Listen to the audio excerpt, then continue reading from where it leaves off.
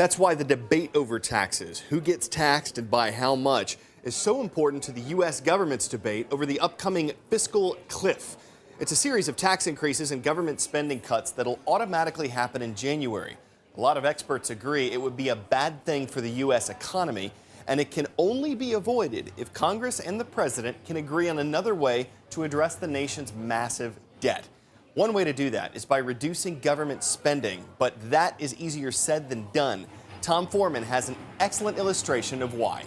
What you're looking at in this room is everything the federal government spends money on. And that scoreboard back there shows you the problem. Last year, we spent $3.6 trillion on all this stuff, but we only took in $2.3 trillion in taxes or revenue. Now, Democrats tend to like to talk more in these talks about the revenue side of the equation. They say if we can find a way to gin up more taxes, lean on the rich harder, that's how we can deal with this deficit. But Republicans, while agreeing we may need more revenue, want to talk a lot more about all this stuff and whether or not they can cut some things down. One of the first things you may notice is that not all spending is equal. You could have dramatic cuts in things like Homeland Security and the Energy Department and the Interior Department. If you cut those programs out entirely, yeah, you'd save $80 billion, but that's only a small fraction of the deficit.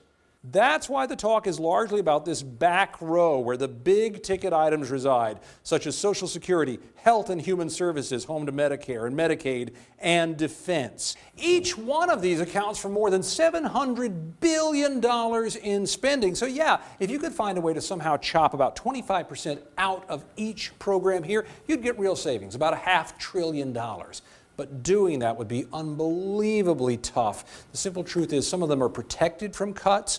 Social Security is something that Democrats and Republicans alike have been very afraid to go after. The social programs are very much protected by Democrats, and the Republicans are equally protected of defense. That's why these talks are so tough. The simple truth is every program in this room has constituents who will fight tooth and nail to hold on to the funding. But there is this: if no deal is struck and the fiscal cliff comes, then $600 billion in automatic tax increases and spending cuts will kick in. That could affect a lot of programs in this room, and that will absolutely leave an awful lot of voters, Democratic and Republican, unhappy.